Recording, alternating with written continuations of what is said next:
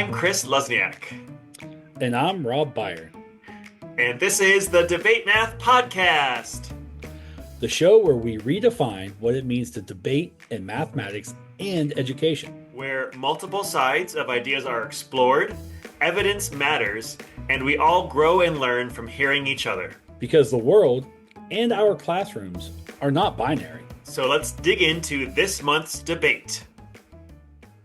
Hi, listeners.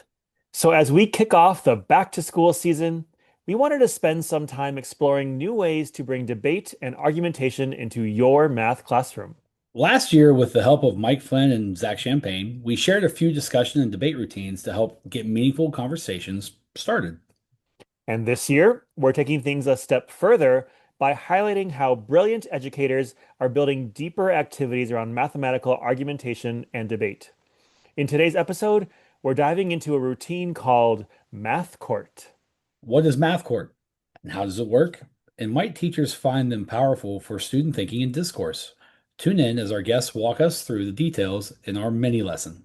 Well, here, zooming in from West Virginia, we have a math teacher and new fellow with M3T, a proud West Virginian who said she's always down for sushi. It's Stacy Eastep. Hi, Stacy. How are you? Hi, I am good. How are you? Very good, thanks. Can you tell listeners more about you and where you are and what your current role is? I currently teach grades 6th, 7th, 8th, and 9th grade for math in McDowell County, West Virginia. And this is my 8th year, getting ready to finish up our 8th year teaching. I am. Okay, and then the question we ask all of our guests, when did math become controversial to you? I don't think that I really felt that it was controversial until I started teaching. It's always just been so simple and I could just see it and do it until I began trying to teach it and realized real quick that people just can't see and do math. Like they could not just see it and do it like I could. And that I needed to work with myself to show that there is 100 other ways that we can do something. And I just never saw that until I became a teacher. Awesome, thank you. And joining us also from West Virginia, we have a math teacher and M3T fellow who is hoping for a Steelers versus Packers matchup in the next Super Bowl, which I'm curious about being in Pittsburgh. It's Stephen Alley. Hey, Stephen, welcome. Hey, how are you doing? Good. Can you tell our listeners where you are and what your current role is? Yeah, currently work as a teacher at Riverview High School in McDowell County in West Virginia. I teach Algebra 1, Algebra 2, and College Algebra. And I also serve as a Mountaineer Mathematics Master Teacher, M3T Fellow in West Virginia, and also run and lead the County PD for math teachers 6th through 12th grade. And I'm still not sure who I want to win out of the Steelers and Packers, but I am I've been a big fan of all the quarterbacks that come out of the Packers. So Brett Favre, Aaron Rodgers, Jordan Love. So I just think it'll be intriguing. Okay, so I don't want to continue. No, I'm joking. So when did math first become controversial to you? I remember it was my first year of college, and I was taking a college algebra course. There was another student in that class who was very successful and would challenge me on the way that I thought about math. And we progressed through the courses. So college algebra, trig, and then calculus 1 came along. And all of a sudden I realized, there are different ways to really think about this. And just the sheer competitiveness of it all made me just want to debate math with him. Like that was my job going to college, was just, how is he going to think about it? Okay, how am I going to think about it? And I always wanted to one-up him. So it got really intense in Calc 1, but that's really when math became controversial. Awesome. Welcome. Thank you. And with that, let's get into the debate.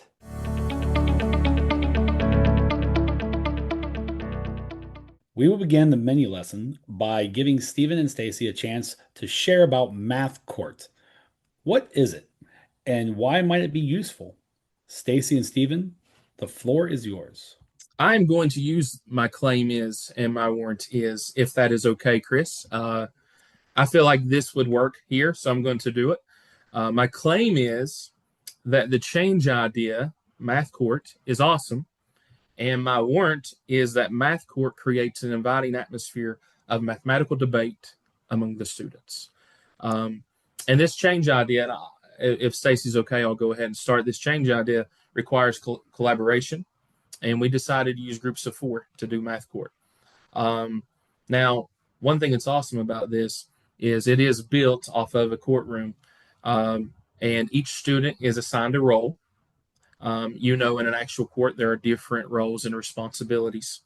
And our 4 roles that we decided to choose were a judge, a prosecutor, a defendant, and a recorder. And we came up with 2 different methods to solve any particular math problem. And we hand one method to a prosecutor, and we hand the other method to the defendant, and they begin to work out their problems. And then we required our students to basically present their methods to the judge. And then the judge would pick the best method based on the argument. And we used the recorder to basically record everything that the defendant and the prosecutor are saying. And then I'm going to turn this over to Stacy because I want to kind of talk about how she came up with this idea and talk about the Google form she used to kind of record the results of this. And so at the beginning of the year, we give a survey to our students, and there's a bunch of different questions. And the one that we saw that students probably needed the most help with is what we determine as our bug, what bugs us. And so we noticed that our students weren't defending and arguing their answers. So we began thinking, what could we do to make it a little bit better of responses with our students? And so we started kind of throwing out ideas. We went home after a meeting and was like, let's think of some more stuff, because nothing we really was throwing at the wall, nothing was sticking. And I was on the phone with my sister. My older sister is the prosecuting attorney for the county. And I was like, oh my gosh, that's what she does every day. Like, that's her job. She argues, and then there's a defense. And I was like, a courtroom. Let's roll with it, And so I was like, okay, math court. Let's go with it. And I was like, how can we do this? We want to kind of keep them in groups. And I was like, well, let's give them some jobs. I said, we've got a judge and defense. And we kind of took that and we met together with the whole group with M3T, with people across the state, and they kind of threw out a few more ideas. And they're like, well, why don't you maybe introduce a judge, and then they can judge how well they are giving their responses for the results. And we're like, okay. And then we began talking in our meetings. Someone's like, well, how are we going to get data back from them? Because we have to have some sort of data to show if it's working or not. And we were like, well, what about a Google form where we have somebody who ranks them 0 to 4, 0 being they just gave nothing for the response. They're like, I did this because I wanted to choose this because I like Desmos. That was it. That's that's a 0. And then 4 being explaining everything and why they think theirs is better. So we decided to make that the recorder. The recorder is responsible for typing. So you have the judge who determines who wins, but the judge is also being scored. The judge gets scored 0 to 4, and their response is why they think the person who explained better. So they're having to listen to the prosecution and the defense and decide, I think the prosecution, won because I liked their responses and they gave this, and I don't think the defense give as much as they could. Then the judge has to give, well, I think they could have included this, or they could have included this. What they could also do to make the other two's response better. So while the recorder is scoring this, and then the one who wins, we've got all the results.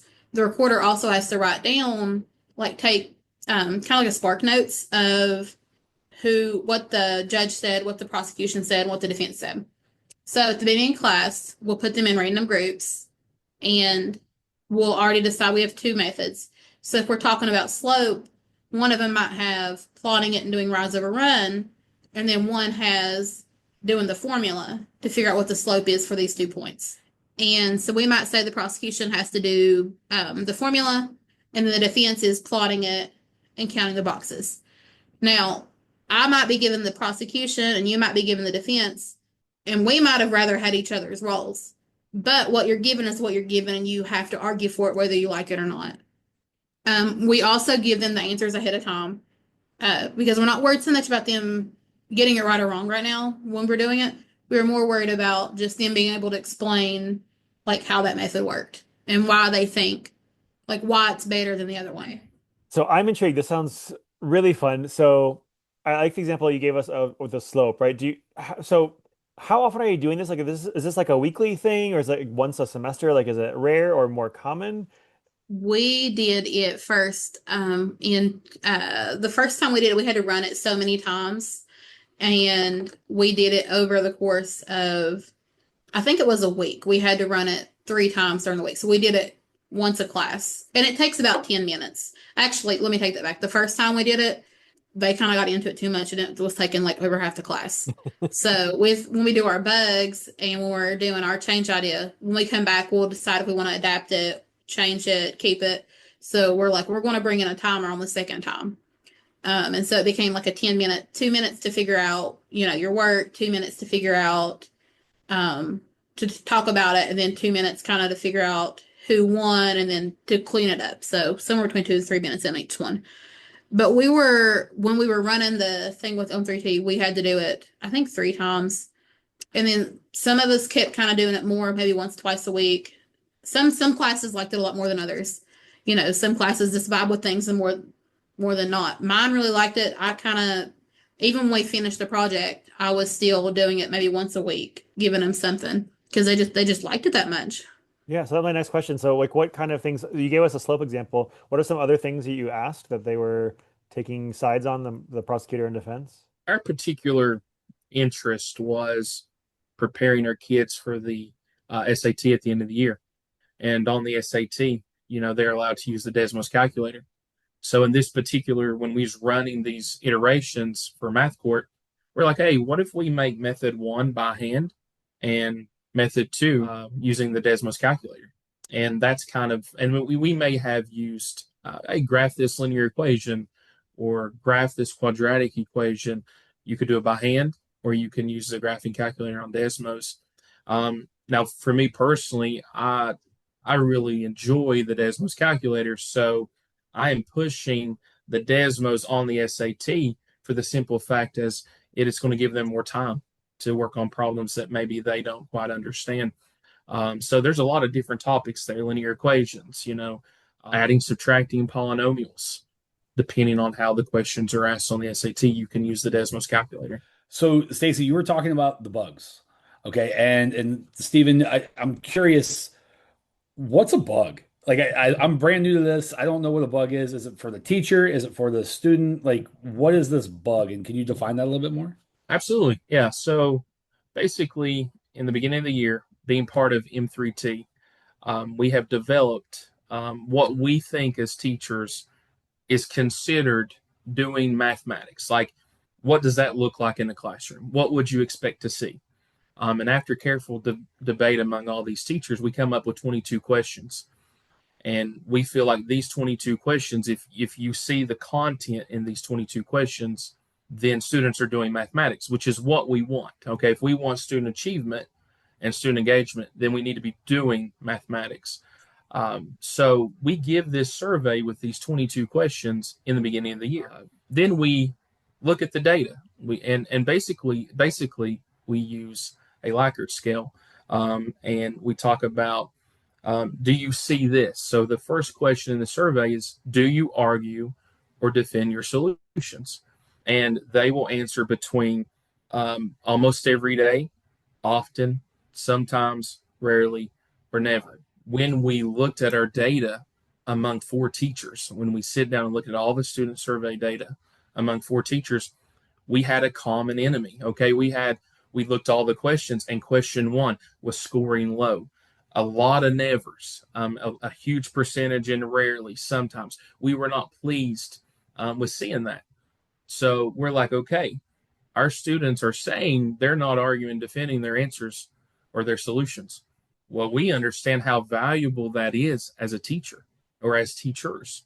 So we need to do something to shift this question in the positive direction. So a bug is something that bugs us as teachers, but it's based on student data.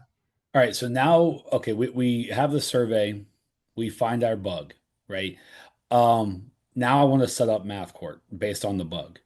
How do I set up Math Court? Brand new teacher. How do I set up Math Court? And what are some things that went wrong early for you that we could learn from?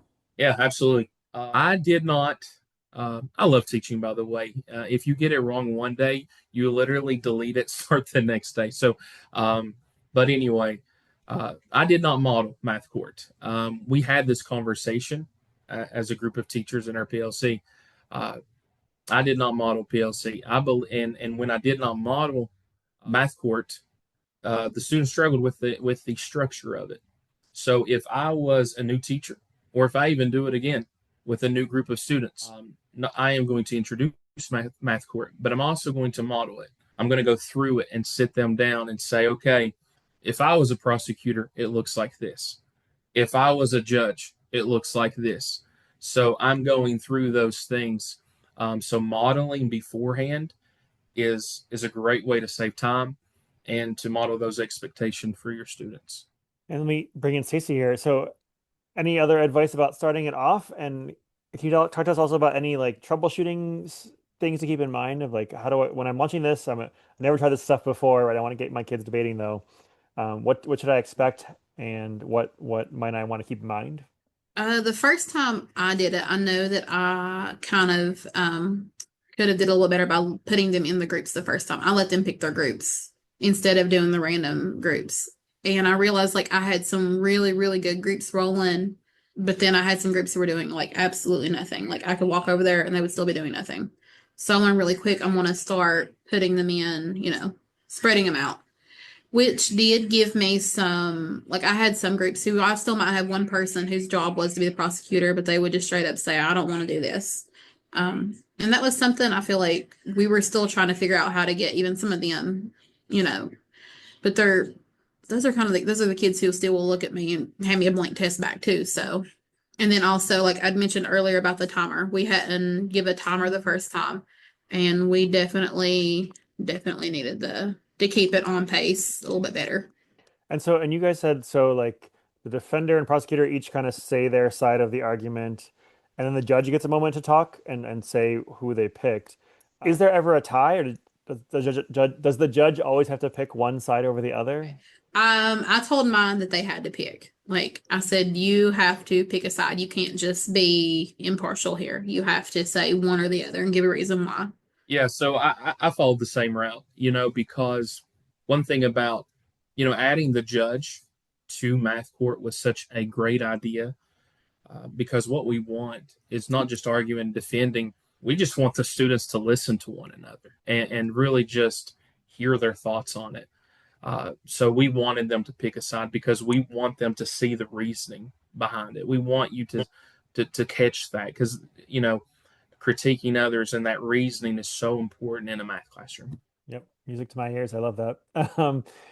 So I'm curious what the students were saying to you, like as after you've done it maybe a few times and they've gotten the hang of it. What are they liking about it? What are their takeaways from it? Like what's the positive that you're getting from this? My students are so competitive that even if they don't win anything from it, the fact that they won an argument was like everything for them. They were like, can we do this again? I just want to beat my buddy over here, which is silly, but they loved being able to like they want to compete all the time. Like I've never met a bunch of competitive kids like I had with this group. So When you see, I always said with my mentor, we're now at different schools, and we always said this: if you can get a student to talk about your class when they leave your class, you've done something pretty remarkable. So what I have seen was I saw high engagement. I saw students wanting to use a gavel. They're really wanting to get into this. Some even wanting to start to dress up. Like this is buy-in. Like this is really impressive. And us coming from a county that was considered the second poorest county in the nation, and our students dealing with, so much adverse situations, to get students to care about the math, to be engaged in the math, highly engaged in the math, and actually care was so awesome to see. I mean, that's just the only superlative I can think of in that moment to use. So to me, Math Court is something that I'm going to continue using for the rest of my teaching career because I've seen the benefit of it. And these kids were out in the hallways talking to, even when I did it the first time, they're like, hey, when you get to Mr. Alley's room, you're going to be doing something called Math Court. Dude, it's awesome. You're going to love it when you go in there. Like, come on now. I mean, that's a success. So that's awesome to see. So the last question for me, I'm picturing it. I'm seeing it. I'm hearing it. I love the fact that you have gavels. I think that's awesome as a buy-in piece. I'm wondering from a teacher move, what are some high leveraging facilitating moves that you do to increase the discourse, to get them to continue talking or get them to talk if they aren't? Like, what are some facilitating moves that you've developed over this year that you'd like to share out? For me, one is setting that culture in your classroom. I gave a study guide for my final exam just a few days ago, and I put a question at the end of that study guide that said, "What did I teach you? Give me 2 to 3 sentences that I taught you that maybe doesn't necessarily talk about content." And a lot of the responses that come back was, it's okay to make a mistake in your classroom. It's okay to have confidence, even if I am wrong, as long as my thinking is in the right place.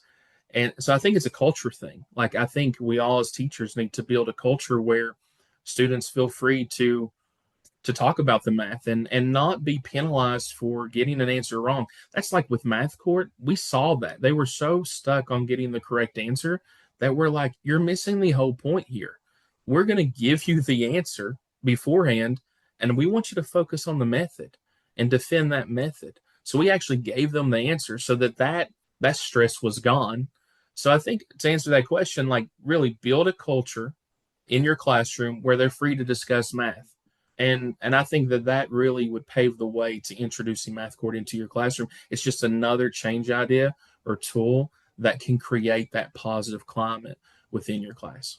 And Stephen, before I go to Stacy, you actually said so many facilitating moves there. The one setting the culture, another one giving them the answer. Like, that's a facilitation move that's huge, because then the focus is not on are we getting the answer correct. It's the reasoning and the processing, Mhm. right? The having the roles, like, that's a strong facilitating move, and then even modeling those roles, and then what does it mean to defend your answer? Like, all these things, like, these are, like, oftentimes as teachers we gloss over like the minute details because we just think it's second nature, but they're so impactful. So everything you said there is so good. Stacy, do you have anything you want to add or that you do slightly different that from a facilitation move? I kind of piggybacked off of something we started last year a little bit, but I kind of keep it going all the time in my classroom, not just with Math Court, but anytime they answer and I go and give them, it started with sticky notes, but I ended up buying little tickets. They get a ticket and I tell them, I was like, whether they're right or wrong, I'm not worried. In the past, we'd focus more on just trying to get them to talk because at that point they weren't even talking at all. And they get a ticket, and if they were wrong, it's thank you for answering anyways. But they knew that they could answer whether they were right or wrong. They weren't worried about it so much anymore. And I noticed, like, even when we were doing this, if I heard them give a good explanation, they were getting like 2 tickets. So they knew they were, which is, I guess, it's kind of a bribe thing. But even up to 14, 15, 16-year-olds, they want bribed with, it might be 1 bonus point, but they want that. They want that something physically give to them. At least my kids did. And I also noticed sometimes I would input myself into their court. Like, I would come in and be like, okay, well, what do you think about this? And drop a little question and walk away if they feel like they were struggling a little bit too. Sorry, I just wanted to highlight those moves too because like the little ticket, it might seem like a bribe. It's more like incentive, like to let them know that they're on the right page. Mhm. And sometimes, especially students who may not have the confidence as you're trying to build the confidence, I think that's a beautiful move to do as well. And then, uh, what was the final thing you said again? Sorry, Chris threw me off. It was when I said I'll walk over and then, like, I might drop them a Yes. question and to get them thinking a little bit deeper about it if they were struggling with which one they were given.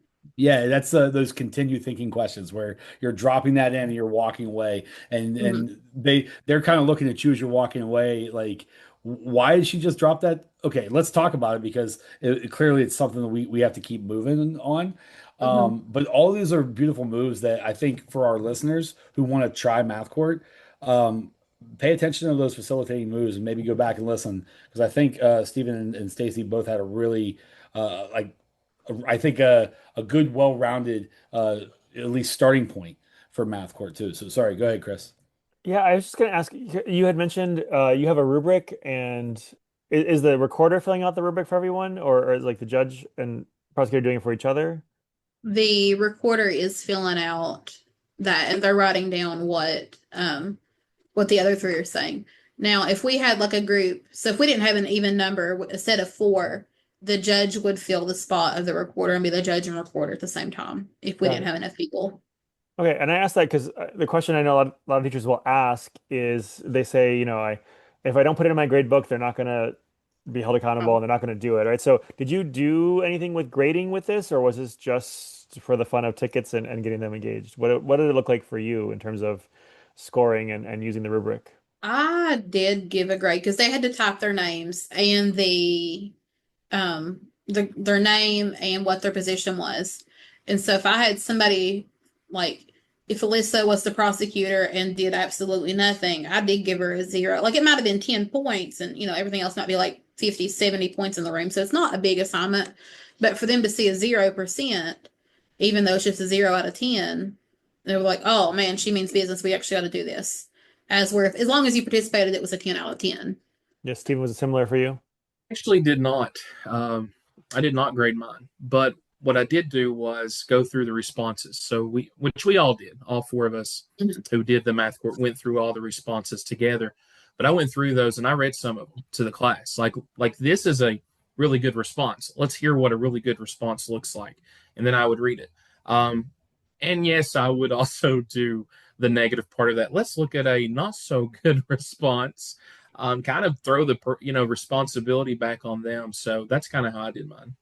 Okay, and then I think my last question, I just want to bring it back to that bug. So you started this whole adventure because you had that bug of kids didn't see that math is a place, I think you said for argumentation, or defending reasoning or something like that. And so did you have any information from them or feedback from them after all of this and or any data you collected after this? And so how has your bug been addressed, or what have you seen as changes? Wonderful question. Yes, you are talking to someone that taught AP statistics. I do have data. I do have the data. So in my personal classroom, when we did the beginning survey, so on that question that we talked about arguing or defending your solutions, and I gave you the answer choices. Positive feedback was 26%. So that would have been in the almost every day, often category. After we've did math court and we did an end of the year survey, that jumped to 40%. I also have the data for the entire county as well. For the entire county, we were sitting at 20% positive responses. After running the math court, we were closer to 31%. So we did see an increase as a county for all four teachers. So we thought that was really cool. Very cool. That concludes our questions, but we want to end by giving the two of you, Stacy and Stephen, a chance to share your final thoughts and any other advice you have for the audience. So the floor is yours. I really have enjoyed when we got to run math court in the classroom. And I'm really grateful to be able to work with people who like want to see growth in their classrooms, and willing to do some of these crazy ideas. I've never in a million years thought I'd be doing something goofy like running a courtroom in my math classroom, but here we are and it works. At least from what I can watch my kids in my room, it really works for them. And, it works for me. I enjoy it because I think it's fun. It's fun to sit and watch these kids get into it. They, they act like they're all big and bad to play pretend, but the moment we get down and do something goofy in math class, and they're learning. I mean, I can tell a difference, especially like when it's something that I've given them. And I know it's going to fall into place with their tests and stuff. I can see they're like, oh man, we talked about this. We went over this. And and I don't think they realize how much learning they're doing when they are, when they are having fun.